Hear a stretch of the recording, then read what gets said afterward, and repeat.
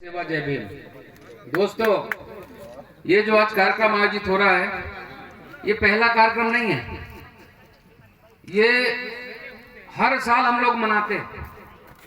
मेरा अनुमान है 131 साल हो गए अंबेडकर जी के जयंती को मनाने के लिए, और लगभग इस देश को आजाद होने के लिए 75 साल हो गए। और हमारा जो संविधान लागू हुआ है, वो संविधान लागू होने के लिए भी मेरे ख्याल से 73-72 साल करीब हो गए। लेकिन आज भी जो डॉक्टर भीमराव अंबेडकर जी ने जो व्यवस्था दी, चाहे वो एसटी हो, एससी हो या ओबीसी हो, उस व्यवस्था को आजादी के 75 साल बाद हम जब जमीन में देखते हैं, हमारे लोगों के साथ में जब हम लोग देखते, पेपरों में पढ़ते, अखबारों में, टीवी चैनलों में देखते हैं, तो कहीं ना कहीं अन्य अत्याचार रोज हो रहे हैं। रोज अत्याचार हो रहा है इनके ऊपर। हमारे समाज के लोग जब अत्याचार होते हैं तो हम लोग घर से नहीं निकलते। जहां हमें संगठित होना चाहिए, जहां हमको हक और अधिकार लेने की बात आती है, वहां पर हम लोग अलग अलग हो जाते हैं। वहां संगठित होने की जरूरत है हमको, लेकिन हम लोग वहां संगठित नहीं होते। वो तो भला हो, भीमराव अंबेडकर जी जैसे व्यक्ति दलित समाज में पैदा हुए, उन्होंने कोई एहसान नहीं किया, इस समाज के ऊपर एहसान नहीं किया। उन्होंने अपना कर्तव्य निभाया, लेकिन एहसान जो उन्होंने समाज पर किया, उस एहसान के बदले में हम लोग साल में एक बार बैठते हैं और बैठ करके बढ़िया से गाने माने सुनते हैं, और सुनने के बाद फिर साल भर हम लोग एक दूसरे की तरफ पलट कर भी नहीं देखते। यही कारण है कि आज ये दलित और आदिवासियों को भारत के संविधान में जो मौलिक अधिकार दिए गए, आज भी पूरी तरह नहीं मिले। अभी हमारे गायक जी कह रहे थे कि आदिवासियों की जमीनों की बात कर रहे थे। मैं समझता हूं आज भी छिंदवाड़ा जिले के अंदर लाखों आदिवासियों की जमीन गैर आदिवासी कब्जा करके बैठे हैं, जबकि कानून है, कानून बना हुआ है। 1959 में एक कानून बना जिसका नाम है मध्य प्रदेश भू राजस्व संहिता। उसमें एक धारा है 170 खा। अगर किसी आदिवासी की जमीन पे कोई कब्जा करता है, अगर किसी आदिवासी की जमीन जबरन कोई छीनता है, उसकी जमीन में अगर मकान बनाता है, ऐसे लोगों के लिए 170 खा के तहत जेल भेजने का प्रावधान है। लेकिन आज हजारों एकड़ जमीन उनके पास है। क्यों क्यों? आज हम लोग बड़ी बड़ी बात तो करते हैं। आज मध्य प्रदेश के अंदर मैं समझता हूं 35 विधायक एससी के हैं और 47 विधायक आदिवासी समाज के। देवास में घटना घटी भी पिछले बार, एक आदिवासी लड़की के साथ बलात्कार हुआ। बलात्कार होने के बाद पूरे परिवार को मार दिया गया और 12 फीट गड्ढा जेसीबी से खोदकर गाड़ दिया गया। उस गड्ढे में गाड़ दिया गया। आज तक उन आरोपियों को पुलिस नहीं पकड़ पाई, आज तक नहीं पकड़ी। देश का प्रधानमंत्री भोपाल में आता है, आदिवासियों के लिए गौरव दिवस मनाता है। हमको पहली बार पता चला आजादी के 75 साल बाद ये बिरसा मुंडा आदिवासियों का भगवान है। यही बोल रहे थे ना भोपाल में, उन्हें आदिवासियों का भगवान। इसके पहले उनको नहीं मालूम था कि आदिवासियों के भगवान बिरसा मुंडा है। आपको इनका इतिहास सही में पढ़ना चाहिए।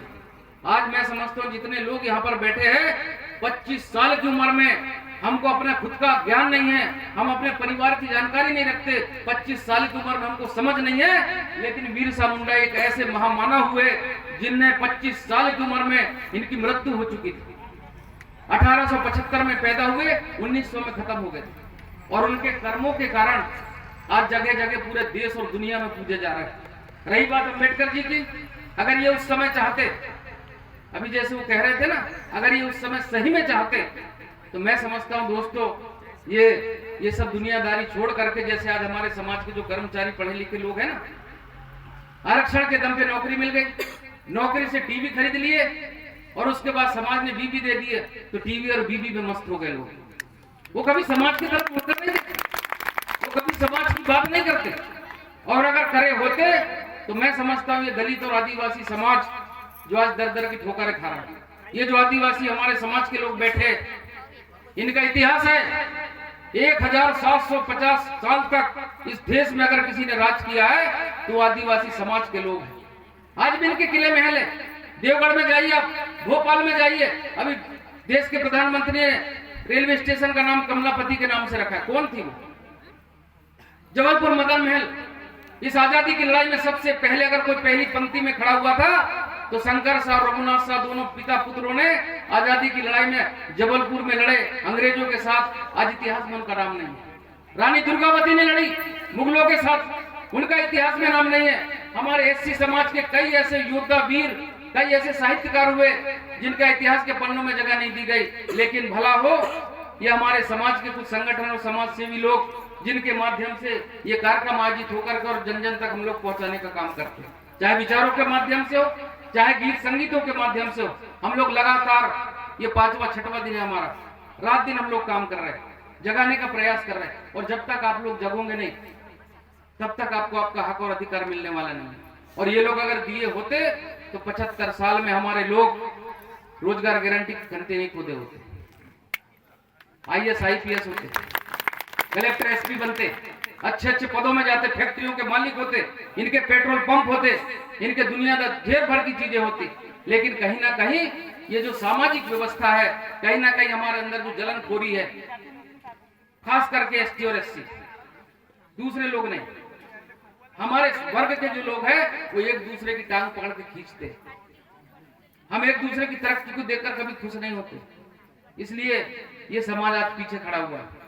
हमारे ये जो लोग हैं, अंबेडकर जी है, देश में ढेर सारे लोग थे, वो चाहते तो किसी से भी संविधान लिखवा लेते, अंबेडकर से क्यों लिखवाएगा? अंबेडकर ने संविधान के लिए दुनिया भर के पूरे देश के लोगों ने बैठ करके तय किया कि राजतंत्र को खत्म करके प्रजातंत्र लाना है। तो बोले उसको जब प्रजातंत्र लाना है तो कौन सा ऐसा व्यक्ति होंगे जिससे हम लिखवाएंगे? आपको मालूम होना चाहिए अंबेडकर जी ने 36 डिग्रियां थी इनके पास में, किसी के पास उस समय इतनी डिग्रियां नहीं थी जितनी डिग्री इनके पास उस समय थी। सबसे ज्यादा पढ़े लिखे लोग थे, सबसे ज्यादा पढ़े लिखे आप थे, जिसके कारण आपको संविधान बनाने की व्यवस्था, संविधान बनाने के लिए आपको दिया गया और लगभग 3 साल में संविधान बनकर तैयार हुआ। आजाद देश तो 1947 में हुआ, लेकिन संविधान 1950 में लागू हुआ और लागू होने के बाद में जो व्यवस्थाएं हमको दी गई, ढेर सारी ऐसी व्यवस्थाएं हैं जिसका आज तक हमको अता पता नहीं है, ढेर सारी ऐसी चीजें हैं जिनका हमको अता पता नहीं है। लेकिन उन सब चीजों को हम पता भी नहीं करना चाहते, पता करना ही नहीं चाहते। जो पढ़ा लिखा आदमी है ST SC का, वो गांव से गया, पढ़ लिख लिया, नौकरी लग गई, वो बाहर रहने लगा, वो कभी मुड़ के समाज की तरफ नहीं देखा। जो कम पढ़ा लिखा था वो काम से गया, वो काम की तरफ लगा रहा, बेचारा अपने परिवार को पालते रहा। ऐसे महामानव इनके बाद में फिर दोबारा पैदा नहीं हुए और ना होने वाले।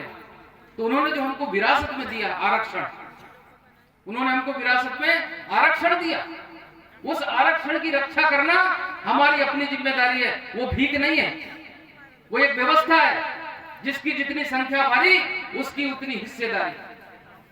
आज भी हमारे पद खाली है, आज नौकरियां नहीं मिल रही, प्राइवेट निजीकरण होने लगा। हमने पिछले बार 2018 2 अप्रैल को बहुत पूरे देश भर में ST SC एक्ट को लेकर के आंदोलन किया। उस ST SC एक्ट में हमारे समाज के कम से कम 11 लोगों ने जाने गंवाई। देश में राष्ट्रपति SC समाज का बैठा है, संसद में जो प्रस्ताव पास हुआ उस प्रस्ताव पे मोहर लगा दिया कि जैसे के तैसे कर दिया जाएगा। आज हम देखते हैं अगर किसी के साथ कोई लड़ाई झगड़े होते सवर्ण या दूसरों के साथ में तो FIR होती है, तत्काल जमानत मिल रही उसमें, जबकि पहले ऐसा नहीं था। पहले उसमें जमानत नहीं होती थी, लोगों में डर था कि अगर मैंने इसको मार दिया, अगर ये कमजोर आदमी का शोषण कर लिया, इसको अगर मैंने लूट लिया, इसके मजदूरी के पैसे अगर मैंने नहीं दिया या इसके साथ अगर कोई अन्याय कर लिया तो हो सकता है मुझे जेल में 3 महीना रहना पड़े। इसलिए वो डर के काम करता था। लेकिन हम देख रहे हैं 2 अप्रैल 2018 के बाद उस ST SC एक्ट को कमजोर कर दिया, कमजोर कर दिए। दूसरी तरफ हमने देखा वर्ण व्यवस्था देश में लागू हुई। इस वर्ण व्यवस्था में सबसे नीचे अगर किसी को रखा गया तो वो शूद्रों को, हरिजनों को रखा गया। सबसे नीचे अगर कोई है तो बोले वो शूद्र है। और शूद्र कौन है? हम लोग हैं, ST SC के लोग हैं। अब मैं आपको 3 चीजें बता रहा हूं, ये देश जिस चीज से चलता है। सबसे पहला रामायण। अगर हिंदू धर्म रामायण का पालन नहीं करता, अगर हिंदू धर्म रामायण की व्यवस्था को नहीं मानता, तो मैं समझता हूं वो हिंदू नहीं हो सकता। रामायण किसने लिखा? किसने लिखा रामायण? वाल्मीकि जी ने लिखा। कौन समाज के थे? ब्राह्मण, शूद्र, शूद्र थे। तो रामायण लिखने वाला कौन? शूद्र। हम कोर्ट में जब जाते हैं तो वहां पर गीता की कसम खिलाई जाती है, गीता रखते हैं। जज को भरोसा नहीं है आप पर, आप कितना ही सच बोल दो, वो कहता है भले आप झूठ बोलो, लेकिन ये गीता रखी है, मैं गीता में कसम खा के कहता हूं कि जो भी बोलूंगा सच के अलावा कुछ नहीं बोलूंगा। गीता किसने लिखा? महर्षि वेद व्यास, वो भी हरिजन समाज के थे। ये दो चीजें हो गई, एक तो रामायण से पूरा देश चल रहा है इनका हिंदू धर्म, दूसरा चल रहा है वेद व्यास गीता से, तीसरा आज जो देश चल रहा है वो संविधान से चल रहा है। संविधान किसने लिखा? डॉक्टर भीमराव अंबेडकर ने। तो ये संविधान लिखने वाले, रामायण लिखने वाले, सच की कसम खिलाने वाली पुस्तक लिखने वाले, क्या ये शूद्र हो सकते हैं? ब्राह्मणों को तो इनके पैर धो करके पीना चाहिए, पीना चाहिए कि नहीं पीना चाहिए? भाई इनको तो आईटी व्यवस्था मिली, मेहनत करने वाले हमारे लोग, और उन्हीं को कहते शूद्र है, उन्हीं को कह रहे नीच है, उन्हीं को कहते हैं ये तो साले गंवार है, इनको तो पढ़ते नहीं आता, ये तो छुआछूत वाले, इनसे दूर रहिए आप। हो रहा है कि नहीं हो रहा है? अगर लड़ना है ऐसे नहीं लड़ाई होगी, ऐसे बैठकर देखकर नहीं होंगी, हमको भी मैदान में निकलना पड़ेगा।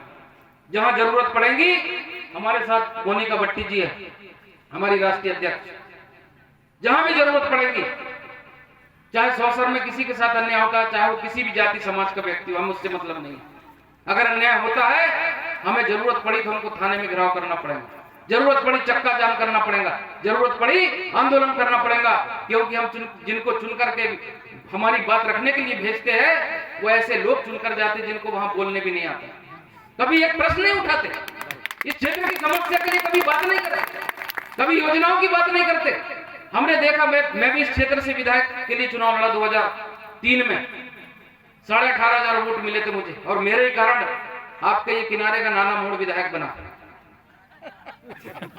कौवा पीने वाला, हम तो जानते, अच्छे जानते, विधायक बना, 3 बार विधायक रहा, रेत चोर चोर करके इतने बड़े हो गए कि आज वो जिनने वोट दिए उनके तरफ मुड़ के नहीं देखते, चोरी करना सीखे लोगों ने। एक पूरी की पूरी खानदान वहां विधायक बनी, देवनाथ चौरे जी, कमला चौरे जी, अजय चौरे जी, फलाने चौरे जी, पूरे के पूरे परिवार के विधायक बने। लेकिन उन्होंने कभी आपकी बात विधानसभा में किया? क्या किसी एसटी एससी के लिए कभी प्रश्न लगाया उसने? क्या आपके आरक्षण की रक्षा की बात किया उसने? कभी नहीं किया उन्होंने, और ना कभी करने वाले।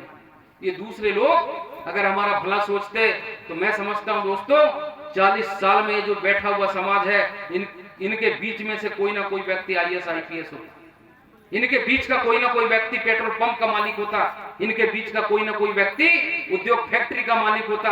हम ऐसे बनी मजदूरी नहीं करे होते कि ऐसे बैठ कर?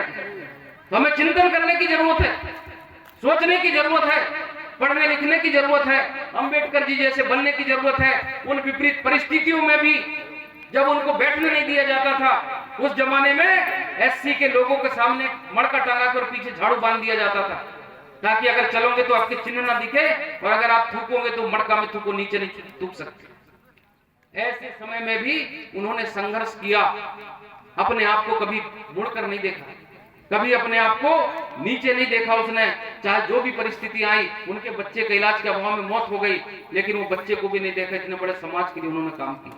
तो आज वो काम करने की जरूरत है, लगातार काम करने की जरूरत है। अम्बेडकर व्यक्ति नहीं थे, विचारक थे, विचार है अम्बेडकर, और वो विचार ऐसे विचार है, जब तक इस धरती में सूरज और चांद रहेंगे, अम्बेडकर जी का नाम चलते रहेगा, कभी मिटने वाला नहीं है। बिरसा मुंडा का नाम चलते रहेगा, कभी मिटने वाला नहीं। ऐसा कुछ करिए आप। रोज मरते हैं लोग, कोई एक्सीडेंट में मर रहा है, कोई दारू पी के मर रहा है, कोई मर्डर कर दे रहे हैं, रोज मर रहा है। कई तो ऐसे भी देखे हमने कि घर के बाजू वाला कहता है साला अच्छा मरा, ही बेकार आदमी। ऐसे कर्म मत करिए, कुछ ऐसा करिए उस समाज के लिए जिसने आपको जन्म दिया, जो मरने के बाद कांधा देगा, आपका सीता चबूतरा करेगा, आपके पूरे कार्यक्रम करेगा, शादी विवाह बेटी सब कोई देता, रोटी बेटी भी देता है। उस समाज के लिए कुछ ऐसा करिए जैसा हमारे महापुरुषों ने किया, और आज हम आधी रात को बैठ करके ये सब चीजें कर रहे हैं कि नहीं कर रहे? वरना कौन किसको पूछता, किसके पास टाइम है? इसलिए ये जो व्यवस्था है, इस व्यवस्था को परिवर्तन करने की जिम्मेदारी हमारी अपनी है। 70 साल बाद भी अगर हमको हमारे हक और अधिकार नहीं मिले, इसका मतलब हमने उस व्यवस्था को नहीं समझे। हम उनके साथ दोस्ती करते जो हमारा शोषण करते। अंबेडकर जी ने जीवन भर ब्राह्मणवाद के खिलाफ लड़ा, पंडितों के खिलाफ लड़ा, मनुवाद के खिलाफ लड़ा। उन्होंने जीवन भर लड़ाई लड़ी और अंतिम समय में नागपुर में दीक्षा भूमि में जाकर के 10 लाख लोगों के साथ बौद्ध धर्म अपना लिया। हिंदू धर्म को स्वीकार नहीं किया उन्होंने, बौद्ध धर्म में जाकर के मिल गए। लेकिन हम लोग आज यहाँ बढ़िया 2 दिन जय भीम जय वीर मुंडा और कल से जय श्री राम करने लगे। अभी रामनवमी हुई होगी, हनुमान जयंती, तो बढ़िया झंडे लेकर खूब यही लोग घूमे होंगे, जहाँ जितने लोग थे यही लोग घूमे होंगे। तो आप हो किधर, पहले आप तय कर लीजिए, आप ये वाले विचारधारा की तरफ हो कि वो वाले विचारधारा की तरफ। और अगर आप दोनों तरफ मिक्स हो तो आपका कुछ नहीं हो सकता। ये आजादी की दूसरी लड़ाई है। अब तो सब कुछ खत्म होने वाला है, सब कुछ खत्म हो रहा है। ये जो आज दिख रहा है आने वाले समय में ये भी नहीं दिखेगा। हिंदू राष्ट्र बनने की तैयारी हो रही है। आपका तो छोड़िए, हमारे साथ बहुत अन्याय हुआ। देश के अंदर 12 राज्यों में गोंडी भाषा बोली जाती है, जिनका इतिहास गवाह है। इस देश में 1750 साल तक आदिवासियों ने राज किया, गोंड समाज के शासक रहे। उनकी भाषा धर्म को भारत के संविधान में मान्यता नहीं मिली। भाषा के आधार पर राज्यों का बंटवारा हुआ। मराठी बोलने वालों को महाराष्ट्र मिल गया, गुजराती बोलने वालों को गुजरात मिल गया, तमिल बोलने वालों को तमिलनाडु, कन्नड़ बोलने वालों को कन्नड़ मिल गया, मलयालम बोलने वालों को केरल मिल गया, पंजाबी बोलने वालों को पंजाब मिल गया। लेकिन जहां गोंडी बोलने वाले लोग थे वहां पर गोंडी भाषा को मान्यता नहीं मिली। ये हमारे लिए दुर्भाग्यपूर्ण बात है। हमको हमारी भाषा को मान्यता नहीं मिली, जबकि देश के अंदर मराठी बोलने वाले महाराष्ट्र के अलावा कहीं नहीं मिलेगा, पंजाबी बोलने वाले पंजाब के अलावा कहीं नहीं मिलेंगे। लेकिन गोंडी बोलने वाले इस देश के अंदर 12 राज्यों में मिलेंगे। छत्तीसगढ़ जाइए, महाराष्ट्र जाइए, गुजरात जाइए, कर्नाटक जाइए, तमिलनाडु जाइए, मध्य प्रदेश आइए, आप कहीं पर भी जाइए, आपको गोंडी बोलने वाले कम से कम 20-25 करोड़ लोग मिलेंगे। उनकी भाषा को मान्यता नहीं मिलेगी। 7 समंदर पार अंग्रेजी भाषा को मान्यता मिल गई। अंग्रेजी भाषा को मान्यता मिल गई, स्कूलों में पढ़ाई जाती है। आपका संस्कृत भाषा को मान्यता मिल गई। 2 पंडित भी अगर ऑफिस में मिलते हैं तो संस्कृत में बात नहीं करते, लेकिन हमारे बच्चों को स्कूल में पढ़ाई जाती है। लेकिन जिस भाषा के लिए यहाँ के लोगों ने राजपाट किया, चाहे रायसेन जाइए आप, चाहे बालाघाट जाइए, नरसिंहपुर जाइए, बैतूल जाइए, छिंदवाड़ा, आपका जबलपुर, मंडला, हर जगह आपको गोंडों के राजपाट मिलेंगे। उस व्यवस्था की लड़ाई है। और मैं समझता हूं दोस्तों, जिस दिन ये पीली और नीली क्रांति अगर एक साथ मिलकर खड़ी हो जाएंगी तो ये मुट्ठी भर लोगों को हम लोग ऐसे उखाड़ देंगे। कोई बड़ी बात नहीं है। उस व्यवस्था को समझने की जरूरत है। उस बात को समझने के लिए आज हम लोग जो बैठे चिंतन कर रहे थे, गाने बजाने से हमको कुछ नहीं मिलने वाला है। 75 साल हो गए, हमको मिलेगा सिर्फ एक छोटे से काम से। ये जो वोट का अधिकार मिला है, बाबा साहब ने हमको जो वोट का अधिकार दिलवाया, इस वोट के अधिकार से ही देश में संवैधानिक व्यवस्था को हम बनाए रख सकते हैं, आरक्षण को बचा कर रख सकते हैं।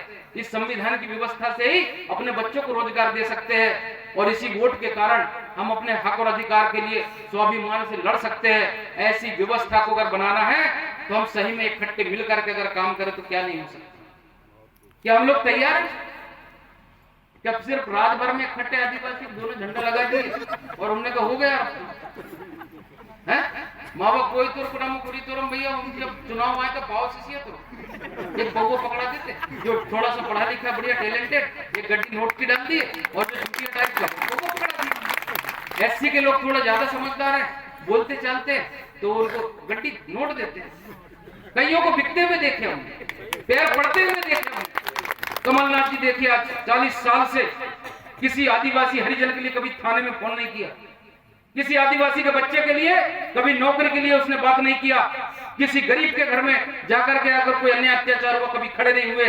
लेकिन हम देख रहे हैं हमारी बदौलत आज वो सांसद बैठे, आदमी भी बन गया, लुगाई भी बन गई, लड़का भी सांसद बन गया। और हम अपने बच्चों के लिए क्या कर रहे हैं?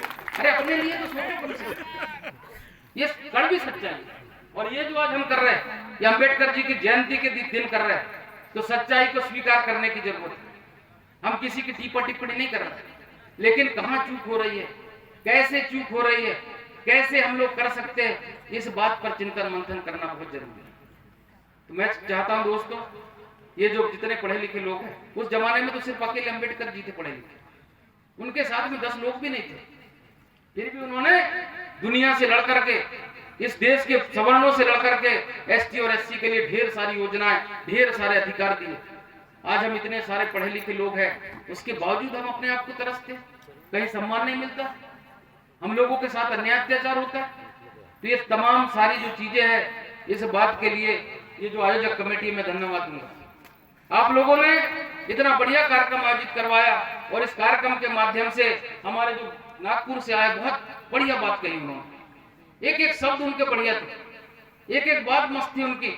लेकिन हम भी इतने वो मस्सड़ टाइप के हो गए, वो कितने शायरी मारते, कुछ भी करते, कल फिर वही काम करेंगे, कल से हमारा फिर वही काम रहेगा, नहीं सुधरने वाला। एक जंगल से तोता लाते, वो भी 4 महीने में बोलने लगता है। एक कुत्ता को पालते हैं ना, तो वो भी उठना बैठना सीख जाता है, लेकिन हम 75 साल में भी नहीं सीखते, क्यों नहीं सीखे ना?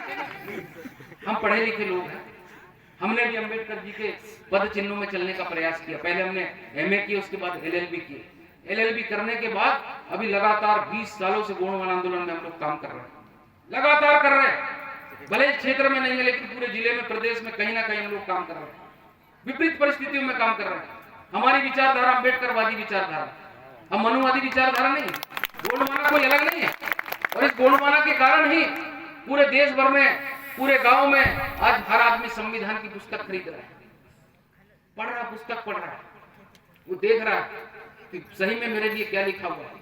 आज इस क्षेत्र में आबकारी वाले, पुलिस वाले आते होंगे दारू पकड़ने, आते आदिवासी गांव में जाते, आबकारी एक्ट में स्पष्ट लिखा हुआ है 5 लीटर दारू रख करके आदिवासी कहीं भी घूम सकता है, घर में भी 5 लीटर रख सकता है। अगर कोई कार्यक्रम होता है 45 लीटर दारू ऐसे रख के पी सकता है। मैं दारू का समर्थक नहीं हूं, लेकिन कानून है, आपके घर में बिना सर्च वारंट के पुलिस वाले घुसते, क्यों? वो इसलिए कि हमको कानून की जानकारी नहीं है। घुसते कि नहीं घुसते? हम दारू के समर्थक नहीं है, मैं खुद भी नहीं दारू का समर्थक हूं, लेकिन कानून है, और अगर उसका उल्लंघन होता है तो नियम तो सबके लिए फिर होना चाहिए कि नहीं होना चाहिए? वो कानून है, लेकिन उसका ज्ञान नहीं है, इसलिए हमको फंसाया जाता है। वो दारू भट्टी के ठेकेदार पूरे गांव में दारू बेच रहे हैं, उनके ऊपर कोई केस नहीं बने। एक गरीब आदमी अगर अपना पेट पालने के लिए 2 लीटर दारू उतार के और बेच लिए बेचारा ने, तो उसको पकड़ के सीधे अंदर कर देते। करते कि नहीं करते? तो ये सब चीजें हैं। एक छोटा सा उदाहरण बता रहा हूं मैं आपको, जो आज वर्तमान में हमारे बीच में चल रही है। जंगल में भी चुनाव होते, एक बार क्या हुआ, जंगल में चुनाव आए, चुनाव का समय, वहां भी कुछ लोग नेता बनने के लिए खड़े हुए, वो भी हमारे जैसे गांव में गए, अलग अलग समाज में गए, उन्होंने कहा भैया हमको वोट चाहिए, अगर आप वोट, जैसे कांग्रेस नहीं बोली, अगर आप वोट देंगे तो कर्जा माफ हो जाएंगे, अगर आप वोट देंगे तो बिजली के बिल माफ हो जाएंगे किसानों के, अगर आप वोट देंगे बेरोजगार है तो भत्ता मिलेगा, नौकरी नहीं देंगे, यही बोले थे ना, तमाम सारे वादे किए। तो ऐसे जंगल में भी एक बार चुनाव आया, एक नेता जो भेड़ होते उनके समूह के बीच में गया और ऐसे बिठाल करके बात किया कि भैया अगर आप लोग मेरे को वोट दोगे, बोले तो एक कंबल फ्री दूंगा, बोले ठंड का समय चल रहा है। अब भेड़ों को भी लगा यार ये तो बढ़िया बात है, कंबल फ्री मिलेंगे। एक जर्रा सा एक भेड़ का बच्चा अपनी माँ से पूछता है, समझने की बात है, थोड़ा समझिए, एक इतना सा भेड़ का बच्चा अपनी माँ से पूछता है, माँ अगर सबको एक एक कंबल देंगे तो बोले ऊन कहाँ से लाएंगे? उसकी माँ ने कही बेटा ऊन कहीं से नहीं लाएंगे, चुनाव के बाद अपने खाल से उतारेंगे। आज मकान तो दे रहे, लेकिन पेट्रोल कितना महंगा, गैस कितना महंगा, खाने का तेल कितना महंगा, नहीं बताइए ना आप लोग। तो वो जो ऊंट का बच्चा है, उसने कुछ भेड़ का बच्चा, उसने जो जवाब दिया, उस बात को समझने की जरूरत है। 5 साल कोई नेता नहीं आता, पूछता तक नहीं, और चुनाव आ गया तो सोने नहीं देते, ऐसे ऐसे लोग आते। अरे उन्हें फलाने देखे बात है यार, थोड़ा सा पेट क्यों पैसा माता क्यों, ये दारू आई, उन्हें लाओ उसको बुलाओ, वो सलाह में कहा कौड़ू सलाह बुलाओ, वो फलाने को बुला लो, यही हो रहा है। तो जब तक हम राजनीति, क्योंकि आज की व्यवस्था जब तक सत्ता में नहीं बैठेंगे, एक चुना हुआ प्रतिनिधि देश के में बैठता है, प्रधानमंत्री बनता है, रात को 8 बजे 12 बजे घोषणा करता है कि ये 500 1000 के नोट कचरा हो जाएंगे, तो हुए कि नहीं? ये ताकत है जनप्रतिनिधि। वो बैठ करके कहता है कल से कोई रोड में नहीं घूमेगा, मजा ले कोई घूम के दिखा। ये ताकत है चुने हुए जनप्रतिनिधि। उस ताकत को पहचानिए, और जब तक हम अपने लोगों को, ऐसे लोगों को नहीं पहुंचाएंगे, तब तक हमारा कुछ नहीं होने वाला है। ये पिछड़ा वर्ग के लोग बड़े अपने आप को खुद समझते हैं, मानते। एक भी विधायक की सीट पिछड़ा वर्ग की नहीं है, एक भी नहीं। जिला पंचायत की सीट भी नहीं है, सांसद की भी नहीं है, वो सरपंच की आ जाती है। आप उठा के देखिए, क्या सीटें नहीं है पिछड़ा वर्ग। एससी की है, एसटी की है, लेकिन पिछड़ा वर्ग की नहीं है, सीधे सामान्य की आती है। मैं खुद 10 साल जिला पंचायत सदस्य रहा, उपाध्यक्ष भी रहा मैं जिला पंचायत में, तो हमने ये सब चीजें देखा है। तो ये तमाम सारी चीजें हैं जिनको लेकर के बहुत ज्यादा सोचने की जरूरत नहीं है। एक बार संकल्पित होकर जाइए, यहाँ से कुछ ऐसा प्रण करके जाइए कि हम अन्याय के खिलाफ लड़ेंगे, मतलब लड़ेंगे। आज हम देखते गांव में एक पटवारी आता है, 4 भाई अगर है, उनका बाप खत्म होता, चारों भाई से 10-10 हजार 40 हजार मांगता जब नामांतरण करता। अगर पटवारी पैसे लेता है तो फिर उसको तनख्वाह किस बात की मिलती? रिपोर्ट लिखने जाओ, पुलिस वाले रिपोर्ट नहीं लिखते। कई जगह कई प्रकार की चीजें होती, कभी लिख लिए तो अरेस्ट नहीं करते। मतलब हमारे साथ हो रहा है। तो बैठे पुलिस वाले भाई भी ऐसा नहीं है, मैं उनको ताने नहीं मार रहा, पर सच चाहिए। और ये ST SC के साथ हो रहा। तो इन सब चीजों को अगर रोकना है तो संगठित होइए, एक संगठन बनाइए, सब लोग इकट्ठे होइए। इकट्ठे होकर के कहीं पर भी अगर कुछ भी, क्योंकि प्रजातंत्र में हक लेने के 2 तरीके हैं। या तो आप नेता बना लीजिए जो आपकी बात सरकार तक पहुंचाए, सरकार की योजना आप तक लाए और आपके सुख दुख में खड़ा हो जाए। और अगर आप नेता बनाने से चूक गए तो एक ऐसा मजबूत संगठन बना लो, जैसे किसानों ने दिल्ली में 1 साल के अंदर सरकार को रुला के कानून वापस करा लिया। ऐसा संगठन खड़ा कर लो, उसमें भी हम कामयाब हो सकते हैं। हमने अन्ना हजारे को देखा, 70 साल का बुजुर्ग जब दिल्ली में बैठा तो आखिर छक मार के सरकार को लोकपाल बिल पास कराना पड़ा।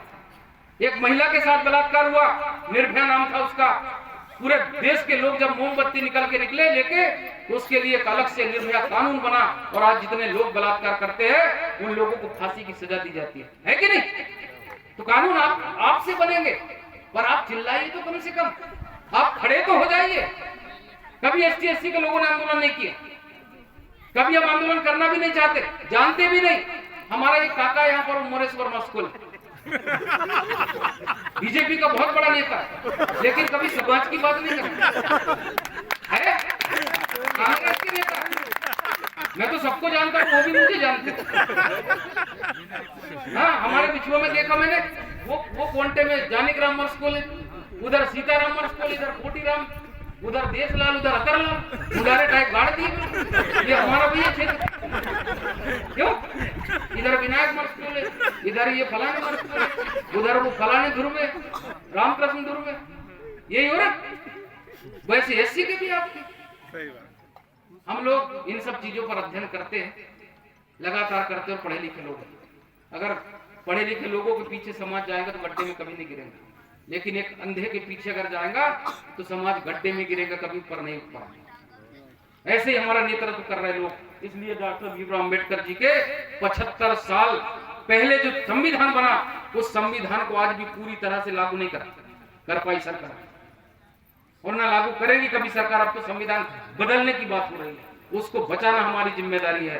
वो हमारी जो विरासत है, उस विरासत को बचाना हमारी जिम्मेदारी है, ताकि हमारी जो आने वाली पीढ़ी है, इस पीढ़ी को उसका फायदा मिल सके। वो भी कहे कि यार नहीं, हमारे लोगों ने कुछ ऐसा करे कि आज हम भी बैठ करके बढ़िया सबके साथ बात कर रहे हैं। करना चाहिए कि नहीं करना चाहिए? तो मैं चाहता हूं कि हम लोग ये जो तमाम सारी चीजें हमारे, जो चाहे गायक हो चाहे वक्ता हो, इनकी जो बातें, उन पर जरूर चिंतन मंथन करें। उसका कुछ मतलब निकलता है, और चिंतन मंथन वो व्यक्ति कर सकता है जो पढ़ा लिखा होता है। बार बार जोर दिया जाता है, बाबा साहब ने कहा है कि जब तक आप शिक्षित नहीं होंगे संगठित नहीं हो सकते, और जब तक संगठित नहीं होंगे संघर्ष नहीं कर सकते। ये शिक्षा वो शेरनी का दूध है जिसे पीकर व्यक्ति दुनिया के किसी भी कोने में दहाड़ सकता है। हमें तो बड़ा गर्व है कि हमारे मध्य प्रदेश में पैदा हुए डॉक्टर भीमराव अम्बेडकर जी, इंदौर के पास मऊ में यहीं पैदा हुए ना, मध्य प्रदेश में पैदा हुए, ये बाहर पैदा नहीं हुए। और वो व्यक्ति ने पूरे दुनिया और विश्व में एक ऐसा संविधान बनाकर गए, दुनिया का सबसे बड़ा संविधान हमारे देश में, ऐसी व्यवस्था हमको देकर गए कि हम सबके सामने सीना तान के बराबरी से बैठ सकते हैं। लेकिन कुछ हमारे समाज के चाटुकार लोग, दलाल लोग, बेईमान लोग जो समाज को दूसरे के सामने गिरवी रखते हैं ना, ऐसे लोगों से सावधान रहने की जरूरत है कि नहीं? तो ये सब चीजें मैं समझता हूँ, किसी को अगर मेरी बात बुरी लगी हो भैया तो माफ करना, 2 रोटी ज्यादा खा लेना, लेकिन चिंतन जरूर करना। मैं किसी को किसी अन्य उद्देश्य से नहीं बोल रहा हूँ, अपने लोग हैं, सामाजिक लोग हैं, इसलिए हम ये चर्चा कर रहे हैं। रही बात धर्म की, सबको आजादी है। अभी वो गायक जी भी कह रहे थे गोंडी धर्म वाकई में लगा, हम हिंदू नहीं। एक जज ने फैसला दिया गोंड इज नॉट हिंदू, क्योंकि उनका कस्टम और सिस्टम बिल्कुल नहीं मिलता है। तो जब आपका हर चीज अलग है तो आप हिंदू नहीं हो सकते। वो तो जज ने फैसला दिया ना, उसमें बहस करने की जरूरत नहीं है। हम आप बहस करने वाले कोई होते नहीं है। आज देश के अंदर अगर पूरे एसटी और एससी के लोग अलग हो जाएंगे, आप बौद्ध धर्म अपना लीजिए, हम गोंडी धर्म को पकड़ ले, तो हिंदू अल्पसंख्यक हो जाएंगे, नहीं होंगे, है ही नहीं। तो जो चीजें काल्पनिक हमारे बीच में लाई गई, जिसको हम मानते उसको जानते नहीं और जिसको जानते उसको मानते नहीं। बात जरूरत है जानने की, समझने की, सोच विचार करने की। और ये जो कार्यक्रम है, ये कार्यक्रम सिर्फ मनोरंजन तक सीमित नहीं है। उनके गीत और संगीत में भी इतना जबरदस्त इतिहास छुपा हुआ है। एक बढ़िया हमारा इतिहास वो लोग आपके सामने पेश करते हैं, उसको थोड़ा सा समझिए आप लोग। रही बात किसी के साथ भी अगर कोई अन्याय अत्याचार होता, कहीं भी किसी प्रकार कोई तकलीफ आती, हम लोग खड़े हैं। रोज एसपी कलेक्टर से हम लोग बात करते हैं, भले ही पद में नहीं है, लेकिन संगठन इतना मजबूत है और हम लोग कभी गलत काम को लेकर थाना कोर्ट कचहरी नहीं जाते। वो लोग भी जानते हैं, आदिवासी ईमानदार होते, ये लोग अच्छे काम के लिए आते। कभी भी अगर कोई ऐसी समस्या हो, बेशक आप लोग, हमारे वीरामन विश्वकर्मा जी है, कौड़ू सलामे जी है, हमारे ढेर सारे साथी लोग हैं। और ऐसी विचारधारा जो हमें आगे बढ़ाती है, हमारे बच्चों को भविष्य सुरक्षित करती है, संवैधानिक हक प्राप्त कर देती है, ऐसी विचारधारा से जुड़ करके हम लोग अपने हक और अधिकारों को सुरक्षित करें, इसी में हमारी भलाई है। मैं ज्यादा समय ना लेते हुए आप सभी से जय सेवा, जय भीम, जय भारत।